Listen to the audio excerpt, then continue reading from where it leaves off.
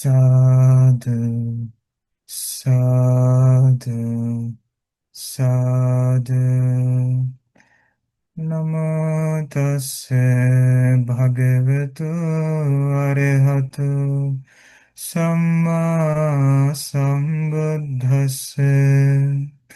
Namo tassa bhagavato arahato samma sambuddhassa.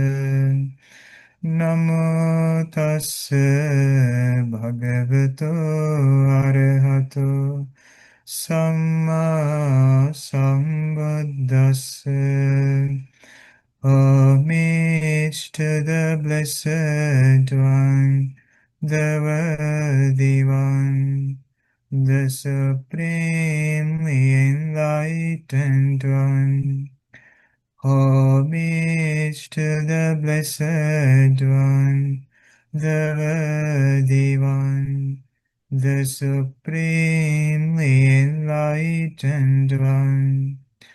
Homage to the Blessed One, the Worthy One, the Supremely Enlightened One.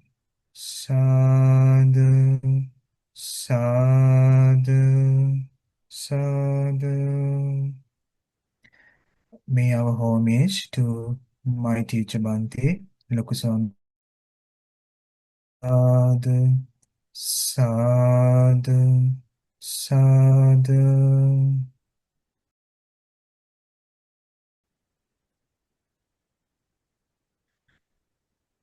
Today I'm going to share with you a sutta teaching.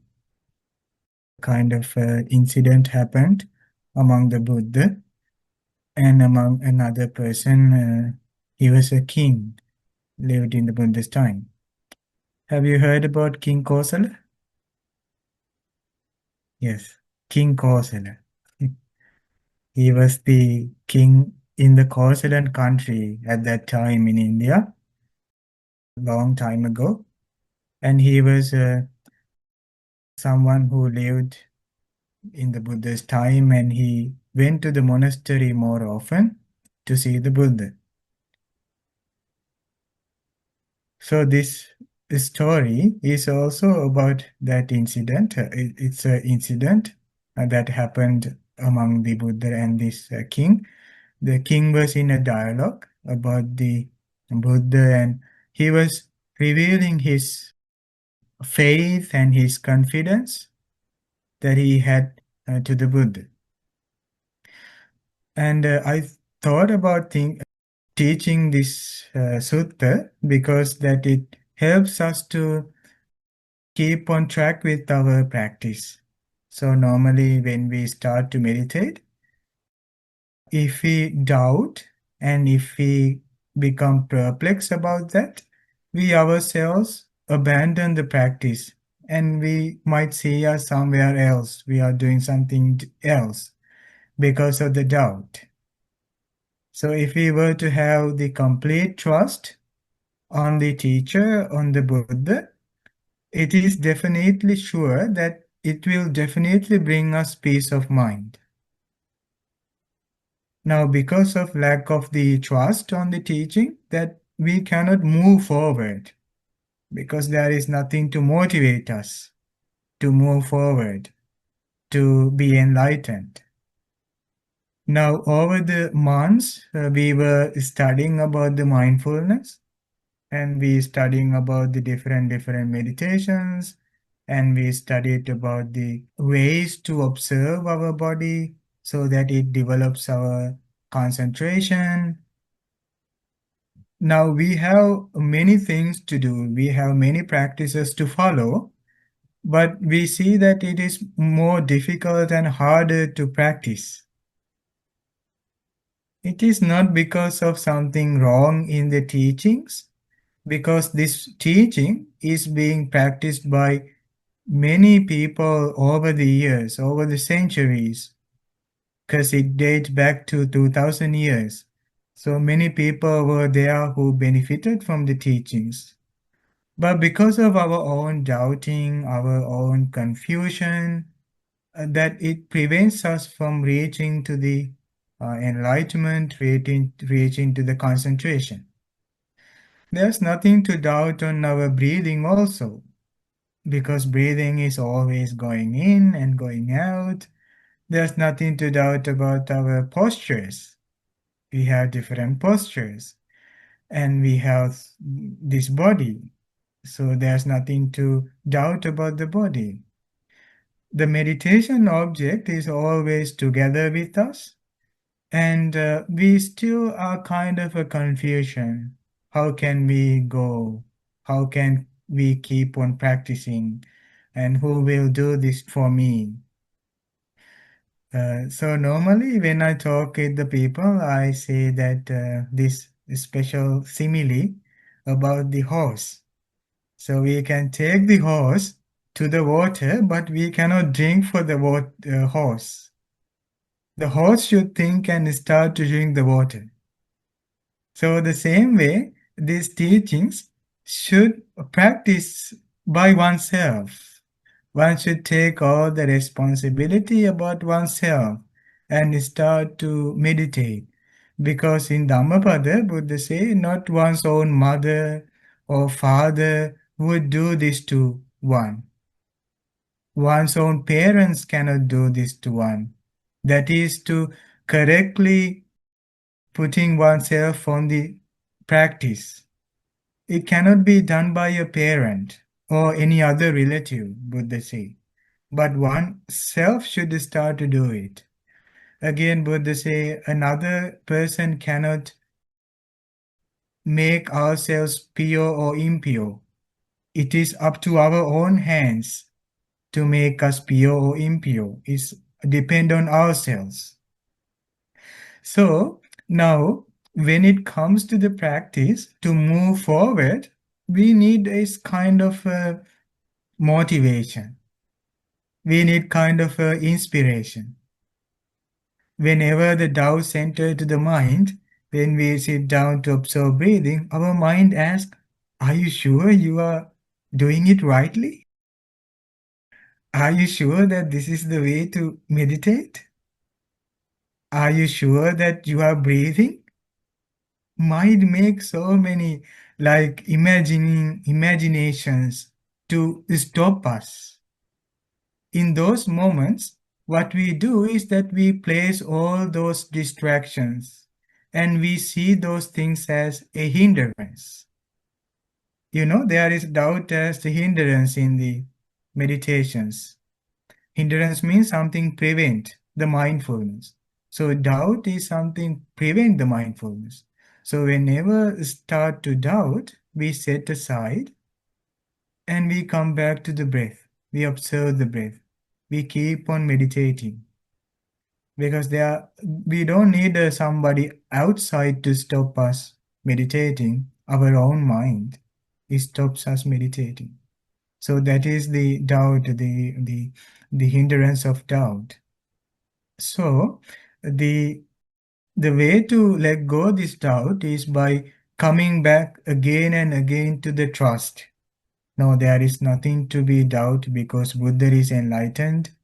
So I'm practicing the enlightened beings teaching, so there's nothing to doubt there.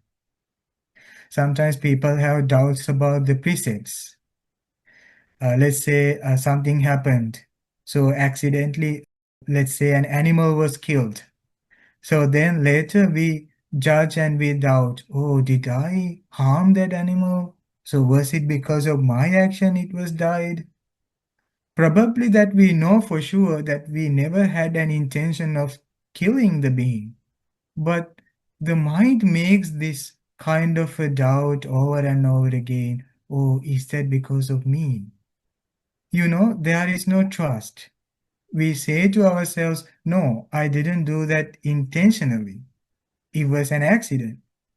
But still, we cannot make up our mind because this mind is bringing up so many negative thoughts and doubts. You see, doubt is a very big hindrance to the mindfulness.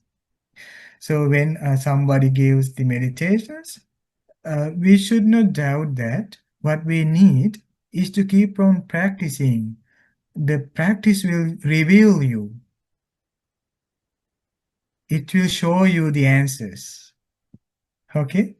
Don't go to ask, find the answers by others.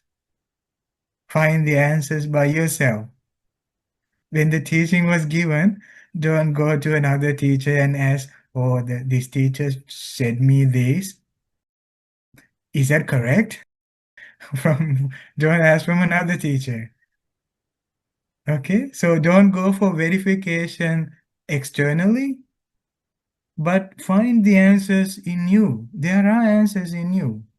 What is our doubt is whether we can be mindful or not. Who can show you?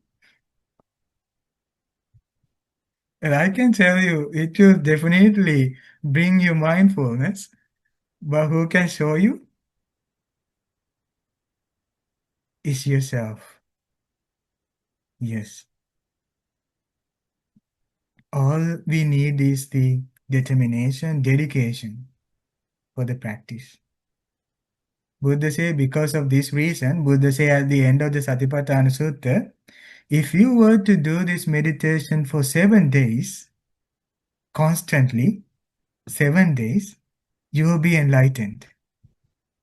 If you do this for 7 days constantly. Because he knows that there will be more and more doubts in us that is stopping us from developing mindfulness. So keep on doing the meditation, and it's okay if there are doubts, just let it go and keep on doing, because you have everything all you need. You have all the teachings you need. So there's no something that missing here. If you take a one meditation, that's complete. Okay? There's nothing missing here that we are hiding somewhere that I did not give you. Okay? Buddha say Buddha's teaching is like the sun and the moon. We can show sun and the moon to anyone. Come and see, look, that's the sun. Buddha say the teaching is like that. We can show it to anyone. Go, come and see. So it is not hidden. So it is revealed. It's shown. So one need to go and do some effort to see it. Okay. Now we are going to study the sutta. At one time, the Buddha was staying in the land of the Sakyans near the Sakyan town named Meda Lumpa. That is where the Buddha was living. Now at that time, King Pasenadi of Kosala, this king, had arrived at Townsville on some business. Then he addressed Karayana, that's one of his friends. My good Karayana was his name, harness the finest chariots. We will go to the park and see the scenery. So he just wanted to go outside and look at the beautiful park. So then the friend said, yes, your majesty, replied Dighakarayana. He harnessed the chariots and informed the king. Sire, the finest chariots are harnessed. Please go at your convenience.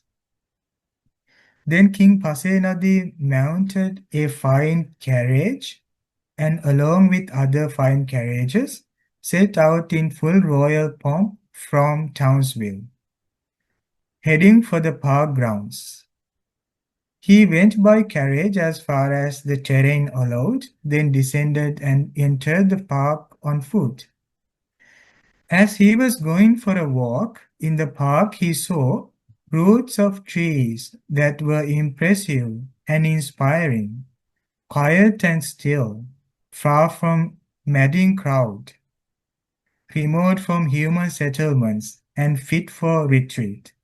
So he saw there were beautiful trees, and there were trees under the trees, very impressive and inspiring, and very quiet and still. So it brought him, this king, a kind of inspiration. Oh, this is a best place for doing meditation. The sight reminded him right away the Buddha. Not just like for many people, for him, it reminded him about the Buddha. So sometimes when one sees a forest, a peaceful place, they might get different thoughts, like lustful thoughts, greedy thoughts, or probably any other thoughts. But for him, it reminded about the Buddha. Then, these roots of trees, so impressive and inspiring, are like those where we used to pay homage to the Blessed One, the Perfected One, the fully awakened Buddha. He addressed Digakarayana, his friend.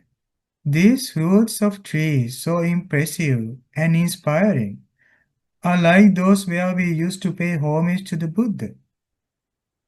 My good Karayana, where is that Buddha at present?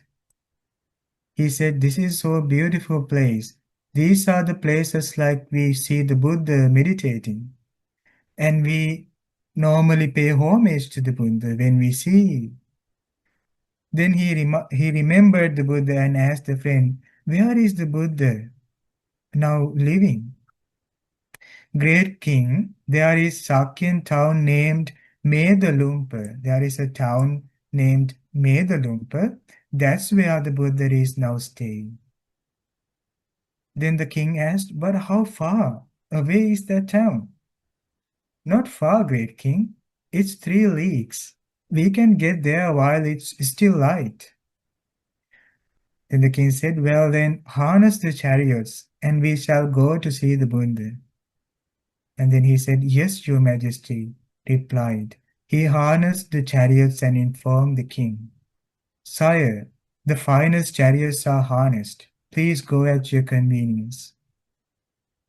Then King Pasenadi mounted a fine carriage and along with other fine carriages set out from Townsville to Medalumpa. Now they are heading to Medalumpa where the Buddha's monastery was.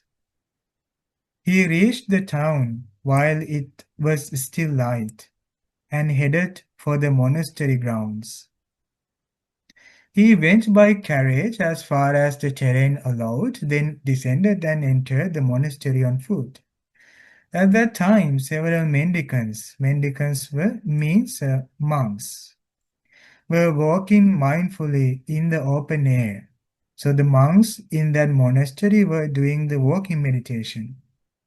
Then King Pasenadi of Kosala went up to them and said, sirs, where is the Blessed One at present?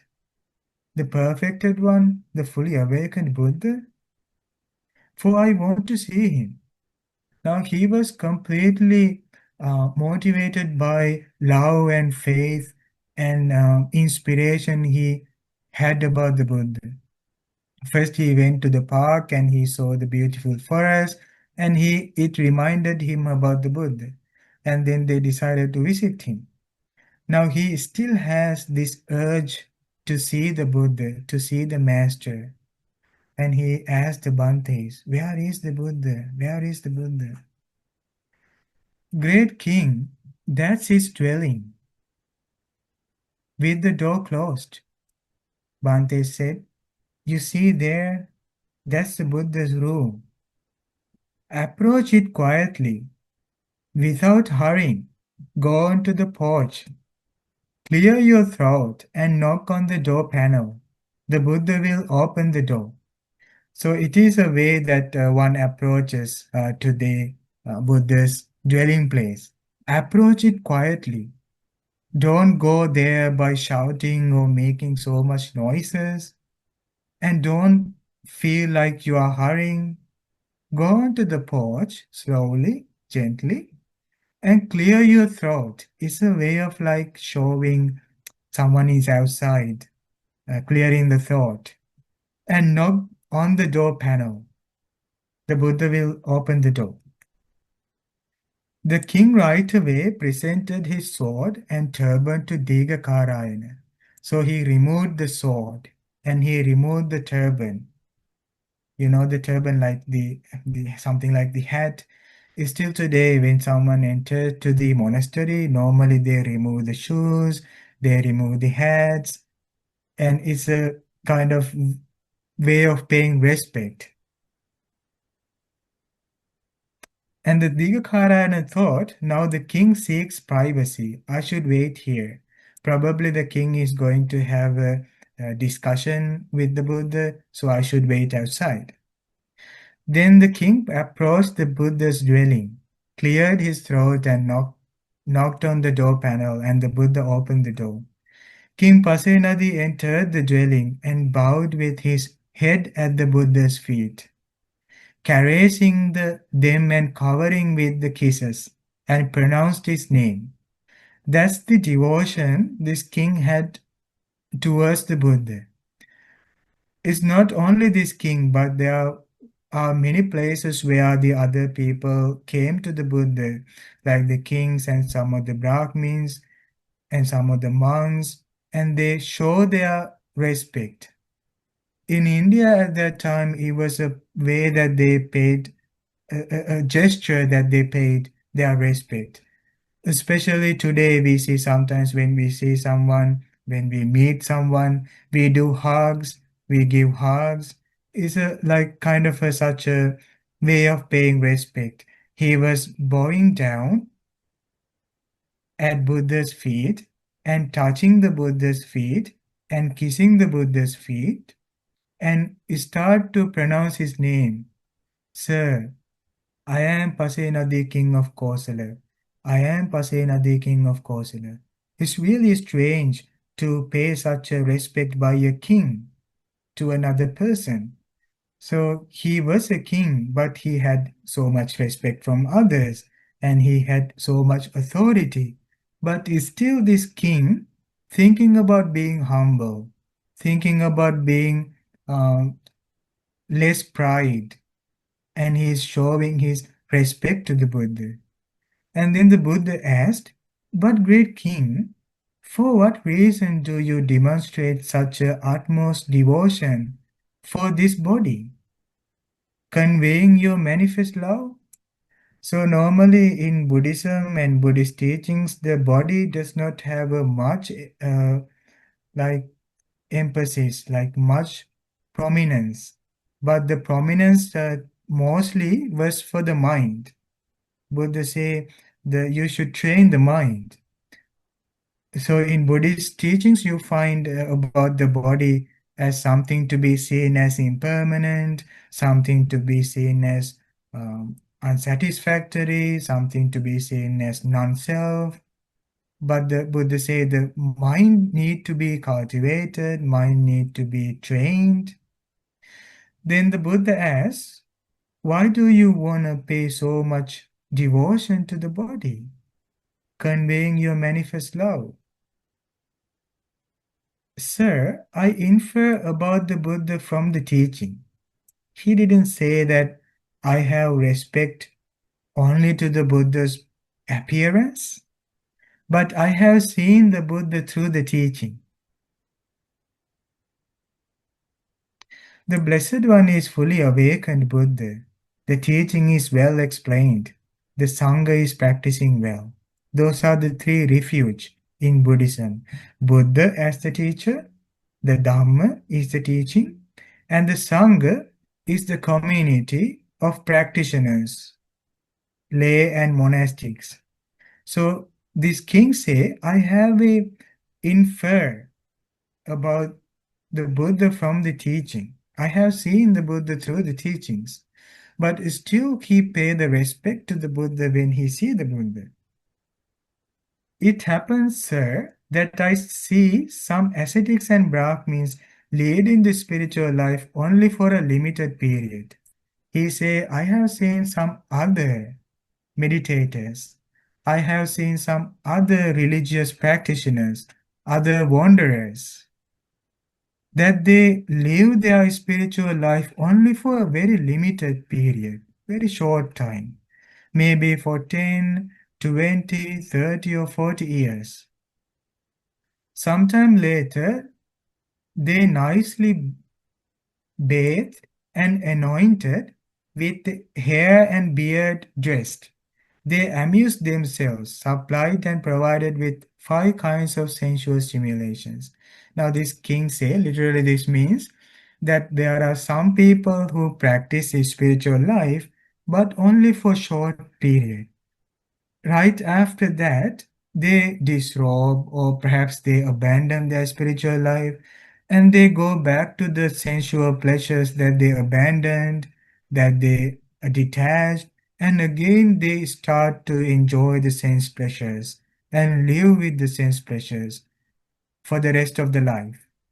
But here I see the mendicants, the monks, leading the spiritual life entirely full and pure as long as they live, to their last breath. I do not see any other spiritual life elsewhere so full and pure. So this king say that I couldn't find any other place in any other spiritual life like one lives entire life by doing the meditations, by doing the practice. That's why I infer this about the Buddha from the teaching. The Blessed One is fully awakened. The teaching is well explained. The Sangha is practicing well. Now we can see, friends, now this king has seen the Buddha through this observation. He saw the other Bhantes, he saw the other monks who were practicing meditations, and then he came to this verification. Oh, it is definitely true that Buddha is a enlightened being. That's why his follower, like his practitioner, is doing this. The teaching is well explained. That's why these practitioners are living like that. The Sangha is practicing well. Kings say, furthermore, kings fight with the kings. Aristocrats fight with the aristocrats. Brahmins fight with the Brahmins. Householders fight with the householders. A mother fights with her child, a child with mother, father with child, and the child with father. Brother fights with the brother, brother with sister, sister with brother, and friends fight with friends.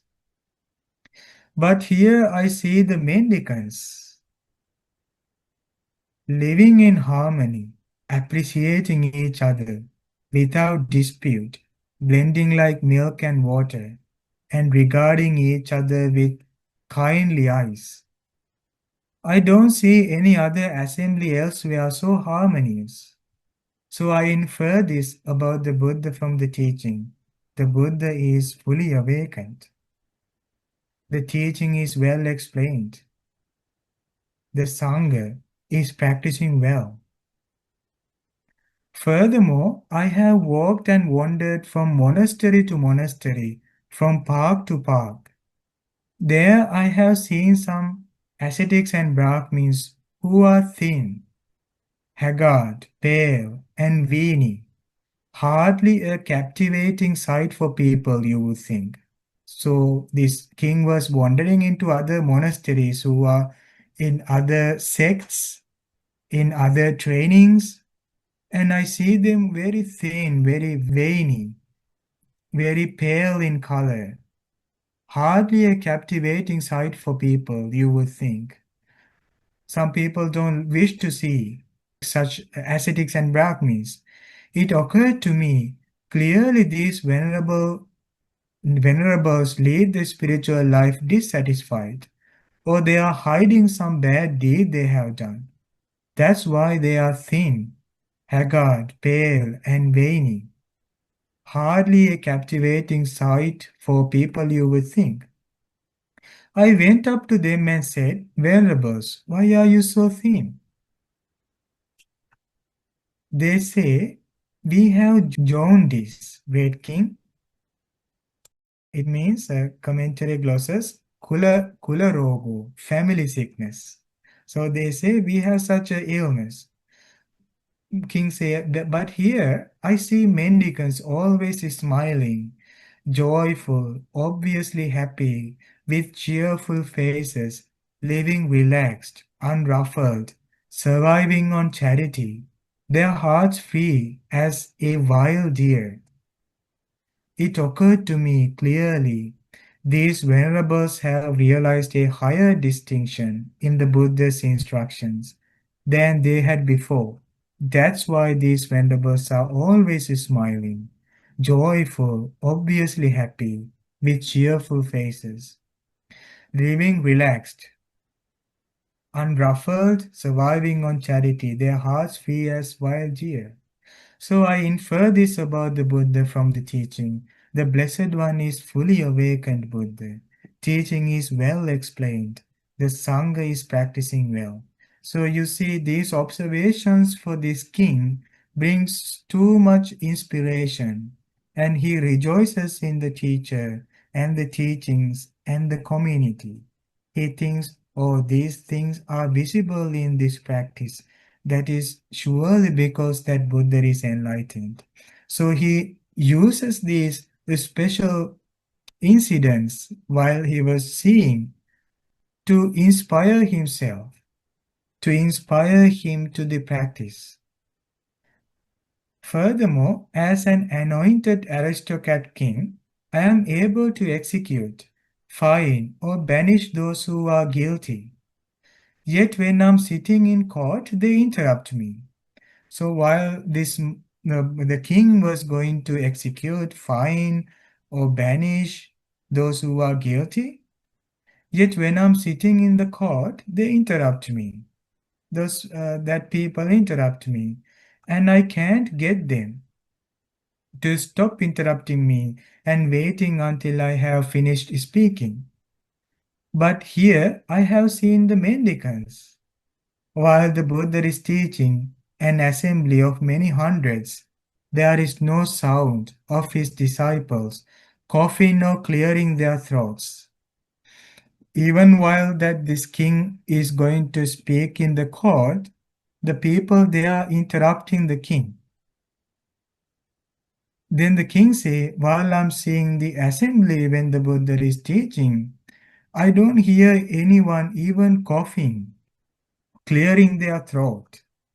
Once it so happened that the Buddha was teaching an assembly of many hundreds.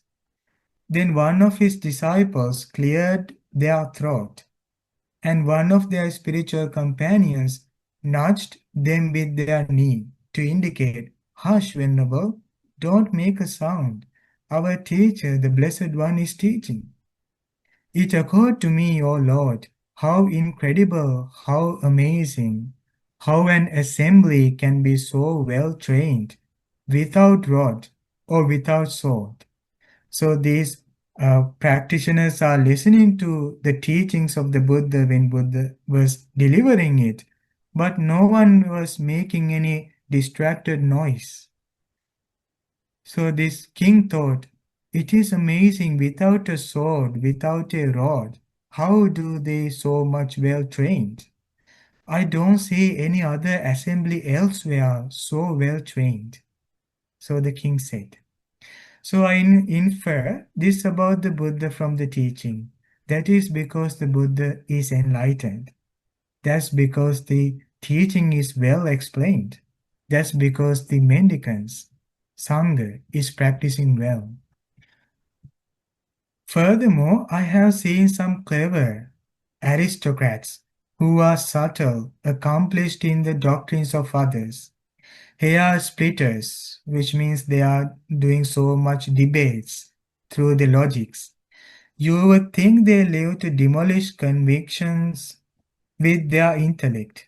They hear, so gentlemen, that ascetic Gautama, the Buddha, will come down to such and such village. They formulate a question thinking we will approach the Buddha and ask him this question. If he answers like this, we will refute him like that. And if he answers like that, we will refute him like this. When they hear that he has come down, they approach him. The Buddha educates, encourages, fires up and inspires with them with the Dhamma talk. They don't even get around to asking their question to the Buddha. So how could they refute his answers? Invariably, they become his disciples. So I infer this about the Buddha from the teaching. The Blessed One is fully enlightened, fully awakened Buddha. The teaching is well explained. The Sangha is practicing well. So the king say, furthermore, I see some clever Brahmins, clever householders, they all come to the Buddha to refute his teaching. But rather than being refuted, they become the disciples of the Buddha. So this is something that I inspire in me, that Buddha is enlightened. Buddha's Dhamma is well explained, and the practitioners are practicing well. Then this king say, furthermore, these chamberlains, Isidatta and Purana, he had some his friends called Isidatta and Purana. Both two friends are the servants for this king. Share my meals and my carriages. I give them a livelihood and bring them renown. So it is said that the king was giving the meals and the vehicles and all the other like the money and wages. And yet they don't show me the same level of devotion that they show to the Buddha. Even though they both under me, Isidatta and Purana, they show deep respect, devotion to the Buddha, but they don't do that to me. One, it is so happened that while I was leading a military campaign and testing Isidatta and Purana, I took up residence in a cramped house. They spent much of the night discussing the teaching. Then they lay down with their heads towards where the Buddha was and their feet towards me. It occurred to me, oh Lord, how incredible, how amazing. You see, that was their king, but both of those friends are putting their feet to the king's direction while their head to the Buddha's direction, wherever Buddha lived. So the king thought, oh Lord, how incredible, how amazing. These chamberlains share my meals and my carriages. I give them livelihood and bring them renown. And yet they don't show me the same level of devotion that they show to the Buddha. Clearly, these venerables have realized higher distinction in the Buddha's instructions than they had before. So the king realized that's because these two friends have a higher level of attainment that they don't have fear, even fear to the king. So I infer this about the Buddha from the teaching. The Blessed One is fully awakened. The teaching is well explained. The Sangha is practicing well. So then rather than king getting angry, king thought, oh, definitely Buddha should be an enlightened. That's why these two friends are showing that much respect. This observation is amazing. This observation that this king had was amazing because he always used his wisdom to see what's going on in his life, to inspire himself to his Buddha, that the teacher that he had. Furthermore, the Buddha is an aristocrat. So am I. The Buddha is Kausalan. So am I. The Buddha is 80 years old, and so am I. He said the Buddha is from the same class that I'm from. The Buddha is Kausalan. Buddha is in my country that I'm from. The Buddha is 80 years old. So am I. Since this is so, it's proper for me to act with such utmost deference for the Buddha and demonstrate such friendship. So finally he said, because of all of this that I showed that respect, I bowed down to the Buddha's feet and I uttered my name and I touched Buddha's feet. And that devotion is because of all of these qualities that I saw in the Buddha's life. It was his inspiration, it was his motivation. And then he say, well, now, sir, I must go. I have many duties and much to do. Then the Buddha said, please, great king, go at your convenience. Then King Pasenadi got up from his seat, bowed and respectfully circled the Buddha, keeping him on his right before leaving. Soon after the king had left, the Buddha addressed the mendicants. Mendicants, before he got up and left, King Pasenadi spoke shrines to the teachings. Learn these shrines to the teaching. Memorize these shrines to the teaching. Remember these shrines to the teaching. These shrines to the teaching are beneficial and related to the fundamentals of the spiritual life. Later, Buddha explained all this information to the monks, and the Buddha said the Buddha Dhamma Sangha is to be learned, and you should memorize, and you should remember over and over again. That support the spiritual life. Who is saying this? Buddha himself saying this. That is fundamentals for the spiritual life. That is where we start our practice.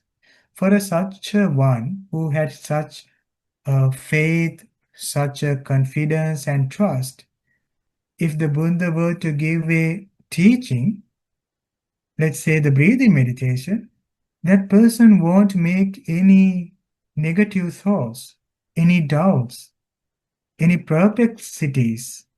They won't doubt about the teaching because they have seen in other occasions how much this three refuge, this three Buddha Dhamma Sangha is valuable, is inspiring.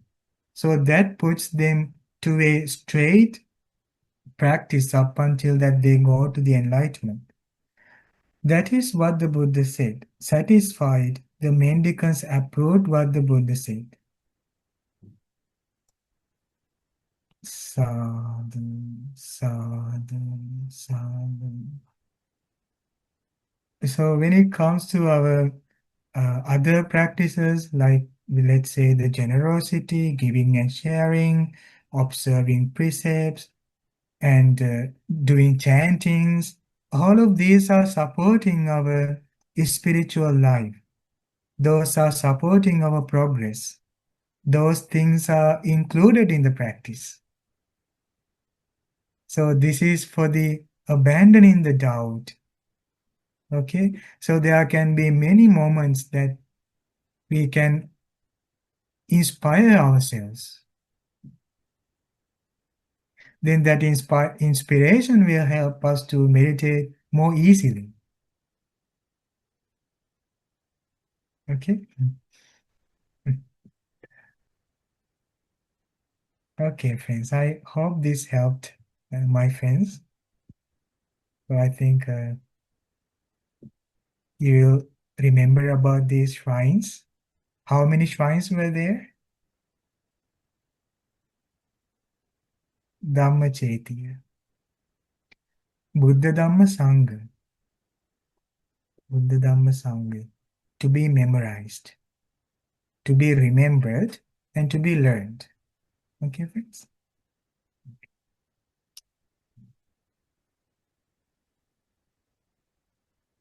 Whenever a doubt comes to your mind, don't trust the doubt. Okay? Trust the teaching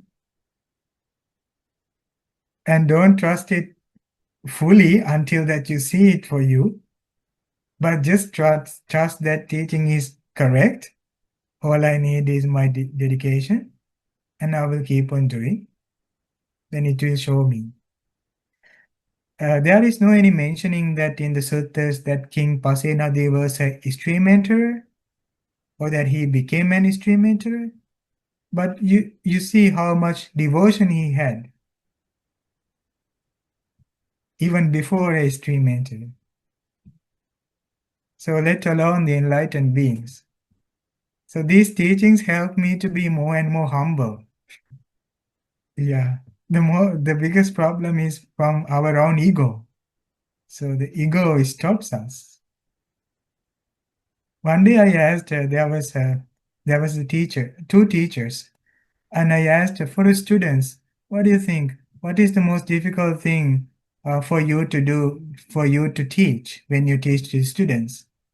What have you seen among the students? What is the most difficult thing that is stopping them to understand your teaching when you teach? They were not the monks, but they were like householders.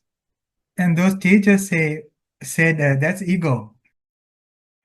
The students in even in the worldly life, let's say we study math or science, if the students think I know better than the math teacher, what happens? If there is no if there's more ego, what happens? The instruction doesn't flow to the student. If the student judges the student, oh, I know. You see, this is for abandoning that ego, a self-centered thinking, and to pause and to keep on meditating. Okay, friends?